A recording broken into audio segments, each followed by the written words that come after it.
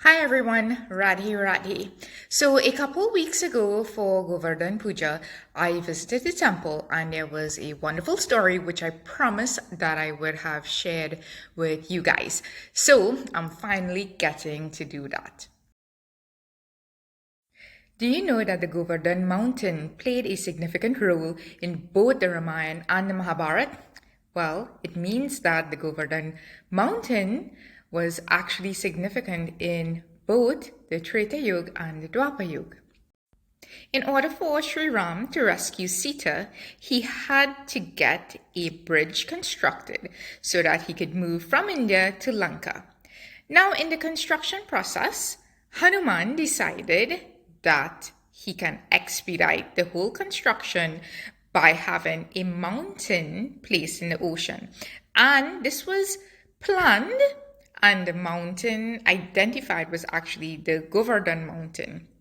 So Hanuman actually interacted with two mountains in the Ramayana to get the Sanjeevani plant and then to expedite the construction of the bridge. So in Hinduism, there are two forms to God, meaning that there are those who choose to visualize God in the form that he or she is most familiar with. For example, this is why we have murtis and pictures. And then there are those who are more elevated and they can distinguish God in everything.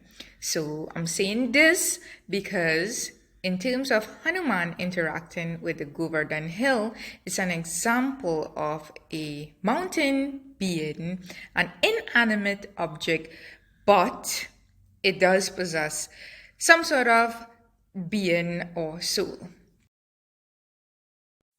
So when Hanuman interacted with the Govardhan mountain, he described the purpose of having the mountain installed in the ocean.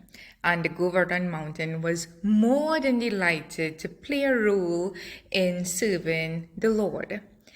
So Hanuman promised that if the Govardhan mountain played a part in removing himself from the mountainous region to land into the ocean, he would get the darshan of the Lord.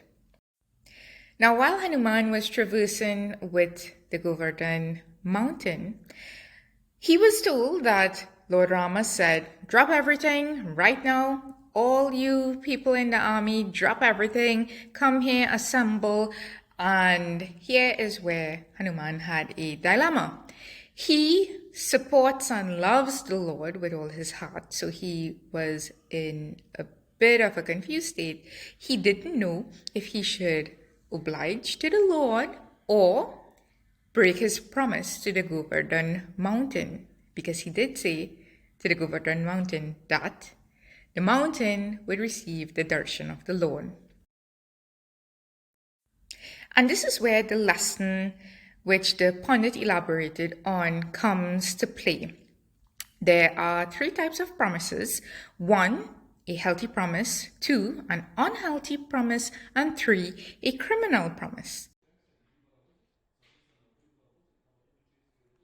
So a healthy promise is when one person makes a commitment and follow through with that commitment.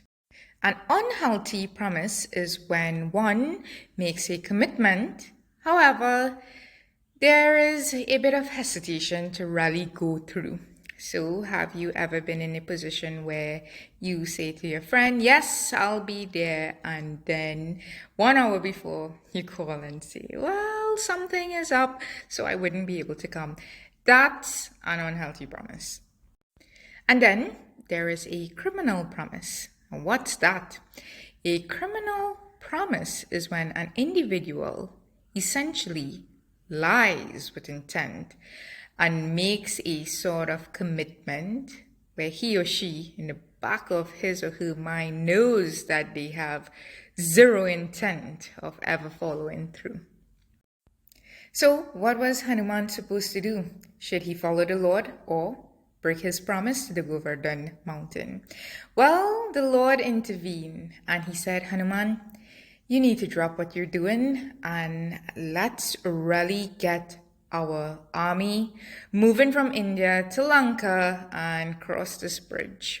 However, the Lord said to the Goverdhan Mountain, "You will receive my darshan, but it wouldn't be during this time in the Treta Yuga. It will happen in the Dwapar Yuga."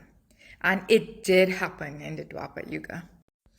In the Dwapar Yuga, this is when Lord Krishna informed the villagers that they should not only pray to Lord Indra, the god of thunder and rain. In fact, they should recognize the supreme being, which is none or other than Lord Krishna himself.